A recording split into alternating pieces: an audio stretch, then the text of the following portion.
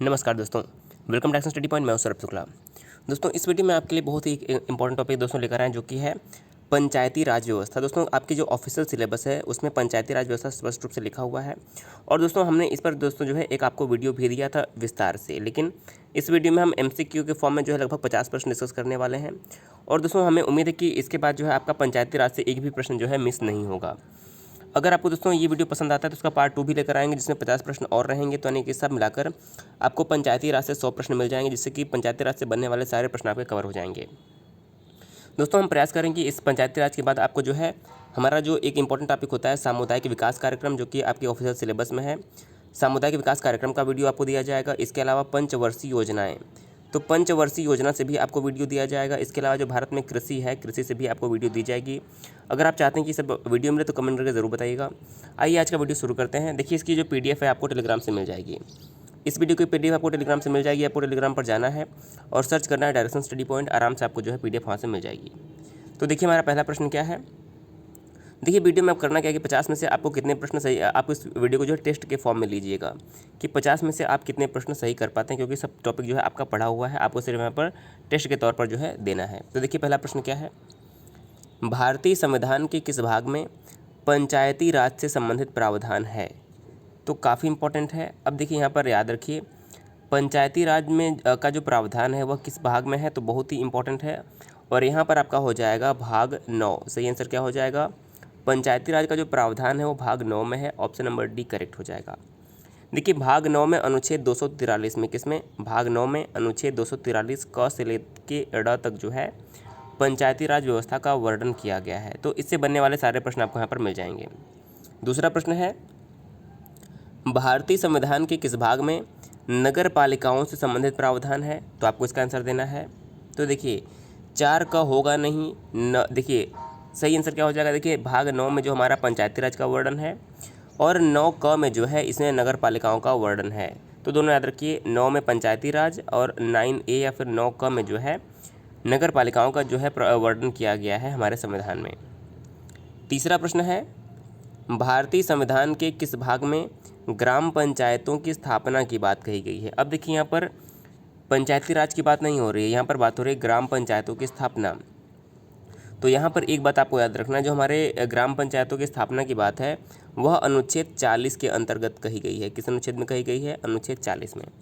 और अनुच्छेद 40 किस भाग के अंतर्गत आता है, तो आपको यहाँ पर याद रखना है जो हमारा अनुच्छेद 40 है वो DPSP किसके अंतर्गत, यानी कि राज्य के नीति निर्देशक तत्वों के अंतर्गत आता है। और ये भाग 4 में आता है। किसमें, भाग 4 में हमारा जो नीति निर्देशक तत्व आता है जो कि 36 से 51 तक है, उसी के बीच में जो अनुच्छेद हमारा 40 है, इसी में जो है ग्राम पंचायतों की स्थापना की बात कही गई। तो हमारा इस प्रश्न का सही आंसर क्या हो जाएगा, तीसरे प्रश्न का ऑप्शन नंबर बी, भाग 4 में जो है ग्राम पंचायतों की स्थापना की बात कही गई है।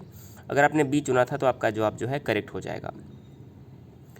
चौथा प्रश्न है कि भारतीय संविधान के निम्नलिखित अनुच्छेदों में से कौन सा अनुच्छेद राज्य सरकारों को ग्राम पंचायतों को संगठित करने का निर्देश देता है।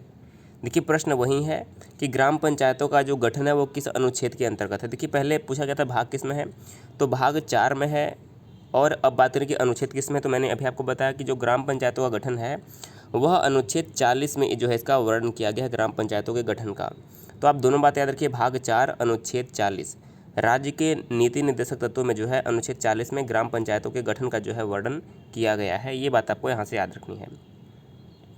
पांचवा प्रश्न है, संविधान की 11वीं अनुसूची में निम्नलिखित में से क्या सम्मिलित है। तो आप सभी इस प्रश्न का उत्तर देंगे। तो देखिए, राज्य के नीति निर्देशक तत्व जो है 11वीं अनुसूची में नहीं है। देखिए, ये सब अनुसूची में है नहीं।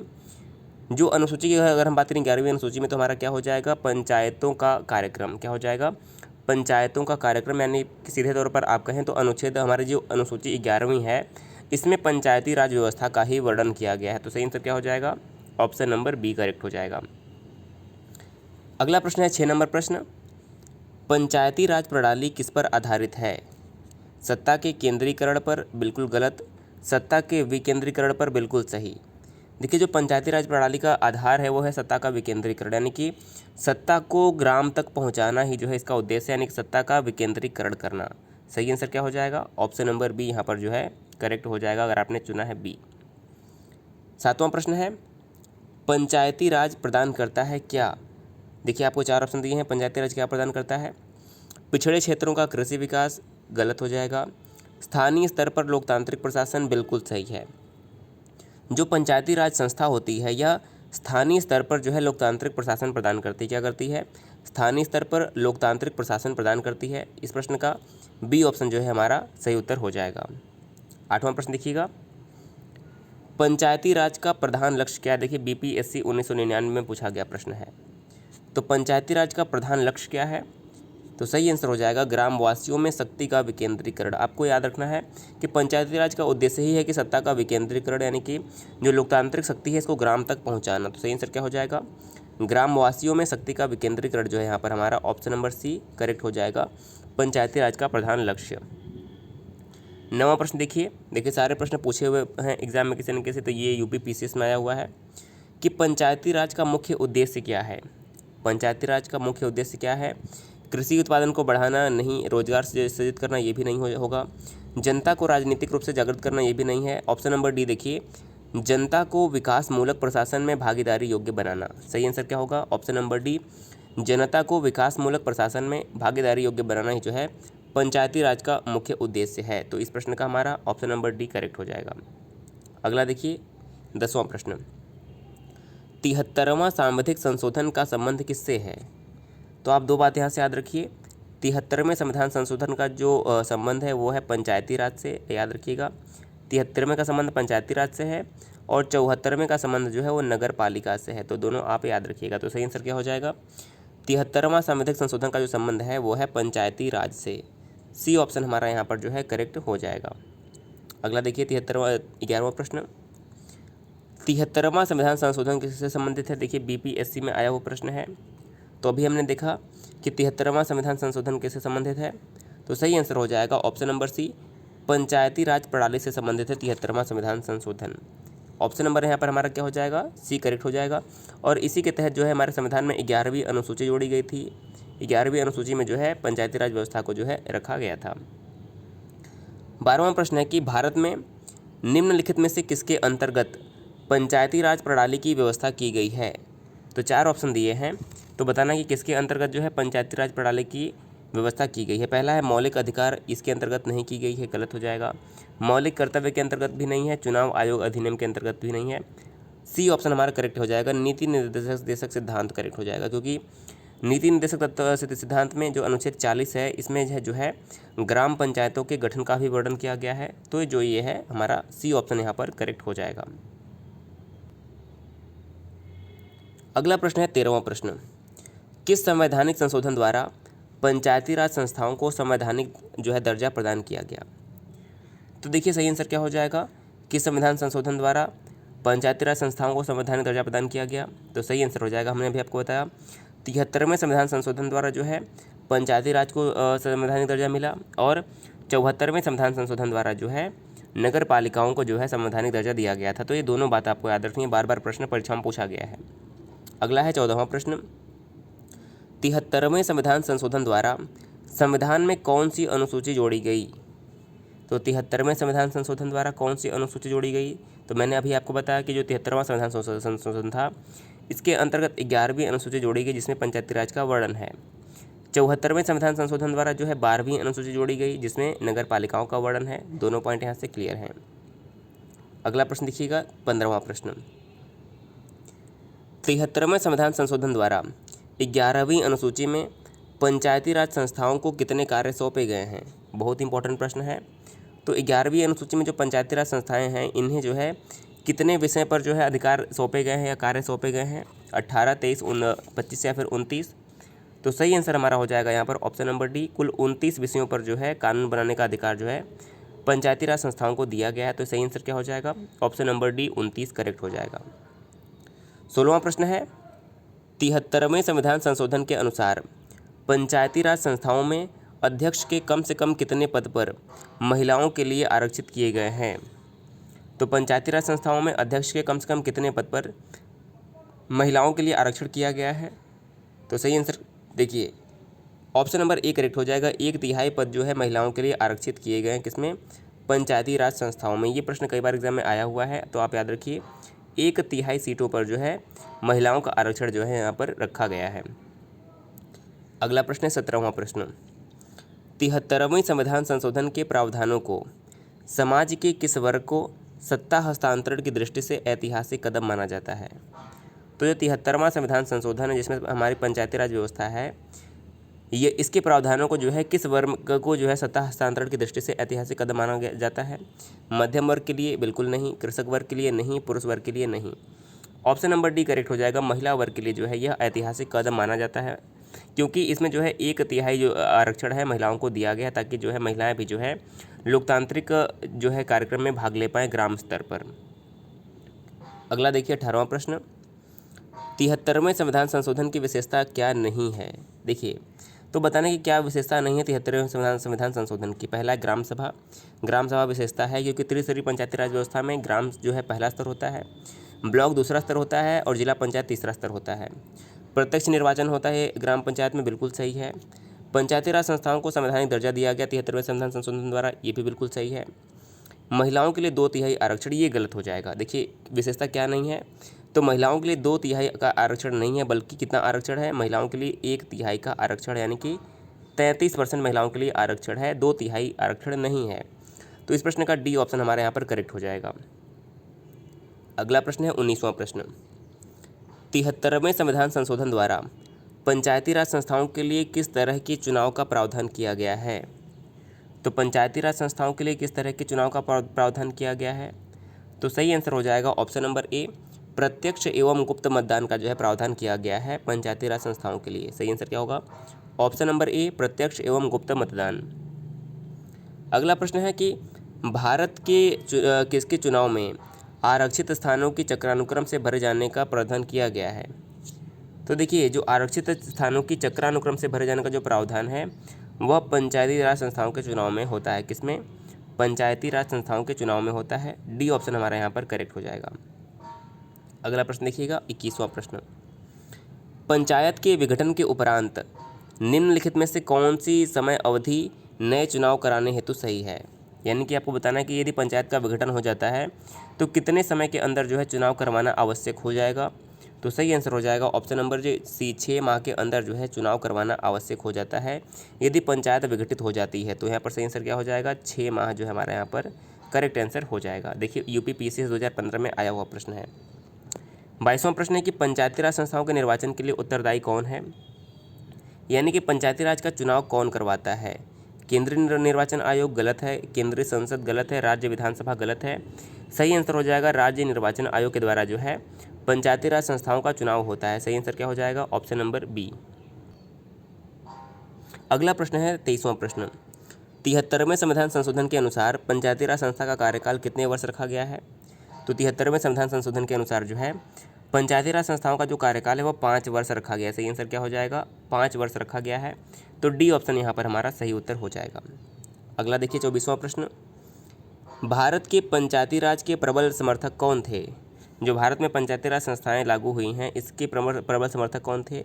महात्मा गांधी, सिद्धराज डड्ढा, राजीव गांधी या फिर उपयुक्त सभी? तो सही आंसर हो जाएगा ऑप्शन नंबर डी, उपयुक्त सभी। ये तीनों व्यक्ति जो थे पंचायती राज के प्रबल समर्थक थे। तो डी ऑप्शन हमारा यहाँ पर सही उत्तर हो जाएगा। अगला देखिए 25वां प्रश्न, पंचायती राज संस्थाओं में महिलाओं तथा दुर्बल वर्गों के अधिक प्रतिनिधित्व के समर्थक कौन थे? तो पंचायती राज संस्थाओं में महिलाओं तथा दुर्बल वर्गों के जो है अधिक प्रतिनिधित्व के समर्थक कौन थे? तो सही आंसर हो जाएगा option number D, Rajiv Gandhi जो हमारे देश के पूर्व प्रधानमंत्री थे ये समर्थक थे। डी ऑप्शन हमारे यहाँ पर सही उत्तर हो जाएगा। अगला देखिए 26वां प्रश्न, भारत में महिलाओं के लिए स्थान आरक्षित है निम्नलिखित में से कहाँ? पंचायती राज संस्थाओं में बिल्कुल आरक्षण है, राज्य विधानसभा में आरक्षण नहीं है, लोकसभा में आरक्षण नहीं है और मंत्रिमंडल में आरक्षण नहीं है। सही आंसर क्या हो जाएगा? पंचायती राज संस्थाओं में जो है महिलाओं के लिए आरक्षण है 1/3 सीटों पर। तो वहाँ पर हमारा ऑप्शन नंबर ए जो है करेक्ट हो जाएगा। अगला देखिए 73वें संविधान संशोधन अधिनियम जो है किस तिथि से लागू हुआ था? तो 73वां संविधान संशोधन अधिनियम जो है किस तिथि से लागू हुआ था? बहुत ही इंपॉर्टेंट प्रश्न है। सही आंसर क्या हो जाएगा? देखिए ऑप्शन नंबर ए करेक्ट हो जाएगा। 24 अप्रैल 1993 को जो है हमारे देश में 73वां संविधान संशोधन अधिनियम जो है लागू हो गया था। इसीलिए जो है देखिए यह 24 अप्रैल 1993 को लागू हुआ था, इसीलिए प्रत्येक वर्ष जो है 24 अप्रैल को जो है पंचायती राज दिवस के रूप में मनाया जाता है। ये बातें आप रखिए। पंचायती राज दिवस कब मनाया जाता है हमारे देश में? तो पंचायती राज जो दिवस है वो हमारे देश में 24 अप्रैल को ही मनाया जाता है। ये बात आपको यहाँ से याद रखनी है। अगला प्रश्न है, भारत में पंचायती राज अधिनियम कब लागू हुआ? देखिए सेम प्रश्न है, सिर्फ बदल दिया गया है। तो भारत में जो पंचायती राज अधिनियम था वो 24 अप्रैल 1993 को ही लागू हुआ था, इसीलिए 24 अप्रैल को हमारे देश में पंचायती राज दिवस जो है मनाया जाता है। अगला देखिए 29वां प्रश्न, बीपीएससी 2005 में आया हुआ प्रश्न है, पंचायत के चुनाव कराने हेतु निर्णय किसके द्वारा लिया जाता है? तो पंचायत के चुनाव कराने का जो निर्णय होता है वह राज्य सरकार के द्वारा लिया जाता है। किसके द्वारा लिया जाता है? राज्य सरकार के द्वारा लिया जाता है। 29वें प्रश्न का ऑप्शन नंबर जो बी है सही उत्तर हो जाएगा। अगला प्रश्न है 30 नंबर, भारत में पंचायती राज का प्रारंभ कब किया गया? बहुत इंपॉर्टेंट प्रश्न है। तो देखिए यहाँ पर आपको ये 24 अप्रैल 1993 को आंसर नहीं देना होगा, बल्कि यहाँ पर आपका जो सही आंसर हो जाएगा वो हो जाएगा ऑप्शन नंबर डी 1959। देखिए भारत में जो पंचायती राज का प्रारंभ हुआ था वह 2 अक्टूबर 1959 को हुआ था। कब हुआ था? 2 अक्टूबर 1959 को। और सबसे पहले राजस्थान के नागौर जिले में जो है पंचायती राज व्यवस्था लागू की गई थी। तो ये बात आपको याद रखना है 1959 में। संवैधानिक दर्जा कब मिला, यानी कि पंचायती राज अधिनियम कब बना? तो 24 अप्रैल 1993। ये भी दोनों बात आप याद रखिएगा। 31वां प्रश्न है, पंचायती राज प्रथम प्रवर्तित किया गया कहाँ पर? यानी कि देखिए बहुत बार प्रश्न आया हुआ है, बीपीएससी 1999, एसएससी, यूपी टेट, देखिए बार बार पूछा हुआ प्रश्न है। तो यहाँ पर बताना कि पंचायती राज जो है सबसे पहले कहाँ पर लागू हुआ था। देखिए मैंने भी आपको बताया कि सबसे पहले राजस्थान के नागौर में लागू किया गया था, उसके बाद जो है राजस्थान में लागू किया गया था। तो सही आंसर क्या हो जाएगा? ऑप्शन नंबर डी यहाँ पर हमारा करेक्ट हो जाएगा। अगला प्रश्न है 32वां प्रश्न, भारत में सबसे पहले, तो देखिए 32वां प्रश्न क्या है, भारत में सबसे पहले राजस्थान में पंचायती राज की स्थापना किस वर्ष हुई? तो हमने भी देखा कि 1959 में 2 अक्टूबर को जो है वहाँ पर जो है पंचायती राज की स्थापना हुई थी। तो सी ऑप्शन जो है हमारा यहाँ पर करेक्ट आंसर हो जाएगा। अगला देखिए 33वां प्रश्न, स्थानीय ग्रामीण स्वशासन के रूप में पंचायती राज प्रणाली सर्वप्रथम कहाँ पर अपनाई गई? तो देखिए क्रम में बताना है आपको। तो सबसे पहले राजस्थान में अपनाई गई, उसके बाद आंध्र प्रदेश में। तो हमारा सही आंसर क्या होगा? पहले राजस्थान में फिर आंध्र प्रदेश में। तो डी ऑप्शन हमारा यहाँ पर करेक्ट हो रहा है। देखिए सबसे पहले राजस्थान में अपनाया गया, उसके बाद जो है आंध्र प्रदेश द्वारा जो है अपनाया गया पंचायती राज। ऑप्शन नंबर डी यहाँ पर करेक्ट हो जाएगा। अगला प्रश्न है 34वां प्रश्न, भारत में पंचायती राज व्यवस्था सर्वप्रथम राजस्थान और कहाँ पर आरंभ की गई? तो वहीं सेम प्रश्न है, राजस्थान के बाद जो है यह आंध्र प्रदेश में जो है लागू की गई थी। तो डी ऑप्शन हमारा यहाँ पर करेक्ट हो जाएगा। अगला देखिए 35वां प्रश्न, 2 अक्टूबर 1959 को भारत में पंचायती राज का शुभारंभ निम्नलिखित में से कहाँ पर किया गया? तो सही आंसर हो जाएगा ऑप्शन नंबर ए, नागौर जिले में, जो कि राजस्थान में है। सबसे पहले जो है 2 अक्टूबर 1959 को यहीं पर पंचायती राज व्यवस्था जो है लागू किया गया था। अगला देखिए 36वां प्रश्न, देश के ग्रामीण क्षेत्र के सामाजिक एवं सांस्कृतिक उत्थान के लिए सामुदायिक विकास कार्यक्रम कब प्रारंभ किया गया? तो हमारे देश में जो सामुदायिक विकास कार्यक्रम थे कब प्रारंभ किए गए? तो इस प्रश्न का जो हमारा सही आंसर हो जाएगा ऑप्शन नंबर सी, 2 अक्टूबर 1952 को जो है हमारे देश में सामुदायिक विकास कार्यक्रम जो है प्रारंभ किए गए थे। अगला देखिए, सामुदायिक विकास कार्यक्रम का सार क्या था? देखिए बीएसएससी 2015 में ये आया हुआ प्रश्न है। देखिए सामुदायिक विकास कार्यक्रम पर हम एक अलग वीडियो बनाएंगे, ताकि आपका जो कोर्स में ये सामुदायिक विकास कार्यक्रम है उसको हम पूरा भी करवा देंगे, तो बिल्कुल परेशान होने की जरूरत नहीं है। देखिए सामुदायिक विकास कार्यक्रम का सार क्या था? तो इस प्रश्न का जो हमारा सही आंसर हो जाएगा वो हो जाएगा लोक भागीदारी। क्या था? लोक भागीदारी प्रशासन में, इसी का था सामुदायिक विकास कार्यक्रम का सार। सी ऑप्शन करेक्ट हो जाएगा। अगला प्रश्न है, भारत सरकार द्वारा सामुदायिक विकास योजना की शुरुआत कब की गई? तो 2 अक्टूबर 1952 को जो है सामुदायिक विकास योजना की शुरुआत की गई थी। सी ऑप्शन यहाँ पर सही हो जाएगा। अगला देखिए 39वां प्रश्न, सामुदायिक विकास कार्यक्रम की असफलता का कारण क्या था? देखिए जो इसकी असफलता का हमारे देश में जो प्रमुख कारण था वो हो जाएगा अशिक्षा। क्या था? अशिक्षा जो था सामुदायिक विकास कार्यक्रम की असफलता का प्रमुख कारण था। डी ऑप्शन हमारा यहाँ पर सही है। अगला देखिए 40वां प्रश्न, पंचायती राज की दृष्टि से महत्वपूर्ण प्रतिवेदन इसमें से किसका है? तो देखिए सही आंसर हो जाएगा ऑप्शन नंबर सी, बलवंत राय मेहता समिति का जो प्रतिवेदन था वह पंचायती राज की दृष्टि से सबसे महत्वपूर्ण माना जाता है, और इन्होंने जो है त्रिस्तरीय पंचायती राज व्यवस्था की अनुशंसा की थी। सी ऑप्शन हमारे यहाँ पर करेक्ट हो जाएगा। अगला है, लोकतांत्रिक विकेंद्रीकरण का सुझाव किसने दिया था? लोकतांत्रिक विकेंद्रीकरण का सुझाव किसने दिया था? तो सही आंसर हो जाएगा ऑप्शन नंबर डी करेक्ट हो जाएगा। बलवंत राय मेहता ने जो है लोकतांत्रिक विकेंद्रीकरण का सुझाव दिया था। डी करेक्ट हो जाएगा। अगला प्रश्न है, देखिए लोकतांत्रिक विकेंद्रीकरण की योजना प्रस्तुत करने वाली समिति कौन थी?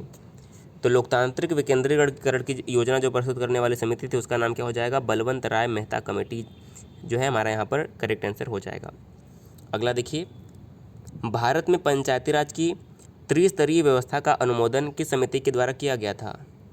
तो देखिए अशोक मेहता कमेटी ने जो है द्विस्तरीय पंचायती राज व्यवस्था की कमेटी अनुशंसा की थी, लेकिन बलवंत राय मेहता कमेटी ने जो है त्रिस्तरीय पंचायती राज व्यवस्था की अनुशंसा की थी। तो हमारा इस प्रश्न का ए ऑप्शन जो है करेक्ट हो जाएगा। अगला प्रश्न है 44वां, जिस समिति में लोकतांत्रिक विकेंद्रीकरण और पंचायती राज की सिफारिश की उसका सभापति कौन था? तो देखिए बहुत इंपॉर्टेंट प्रश्न ये है। तो देखिए उसके जो सभापति थे यानी कि उसके जो चेयरमैन थे वो थे बलवंत राय मेहता। इन्हीं की अध्यक्षता में जो है यह कमेटी बनाई गई थी, बलवंत राय मेहता कमेटी। तो सी ऑप्शन हमारा यहाँ पर करेक्ट हो जाएगा। अगला देखिए 45वां प्रश्न, पंचायती राज से संबंधित निम्नलिखित कथनों में से कौन सा कथन सही नहीं है?